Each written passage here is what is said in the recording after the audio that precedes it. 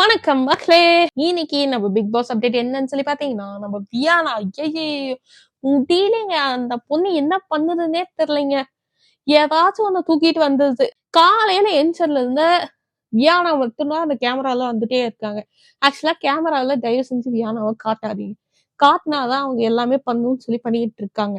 வியானா இந்த மாதிரி லூசுத்தனமா ஒரு 4 நாளா பண்ணிட்டு இருக்கிறத யாரோ ஒருத்தங்க, ஐ திங்க் எஃப்ஜேன்னு நினைக்கிறேங்க, இவளா யோசிச்சு சுயமா செய்ய மாட்டா. இத யாராச்சும் சொல்லி கொடுத்தா செய்ய முடியும், இவளுக்கு அவ்வளவு அறிவு இல்லை அந்த மாதிரி சொல்லிட்டாங்க. அதே மாதிரி நம்ம வியானாக்கு பெல்ட் போடும்போது நம்ம வினோத்தும் சொல்லியிருப்பாருங்க, உனக்கு இதெல்லாம் பண்ண தெரியாது அப்படிங்கிற மாதிரி. அப்போ நம்ம வியானா ட்ரிகர் ஆகி என்ன சொல்றாங்கன்னு சொல்லி பார்த்தா, நேரா நம்ம ஒரு கேமராவை பார்த்து பிக் பாஸ் கிட்ட பேசுவாங்க. என்னன்னு சொல்லி பாத்தீங்கன்னா, வியானாக்கு இது செய்ய தெரியாது, அது செய்ய தெரியாது, வியானாக்கு எதுவுமே தெரியாது அப்படின்னு எப்படி ஒருத்தங்க ஜட்ஜ் பண்ண முடியும், இந்த மாதிரி எல்லாம் செய்யறா, இவளுக்கு இவ்வளவு அறிவு இல்லை அப்படின்னு சொல்லி எப்படி ஒருத்தங்க ஜட்ஜ் பண்ணலாம் அப்படிங்கிற மாதிரி பேசிட்டு இருப்பாங்க.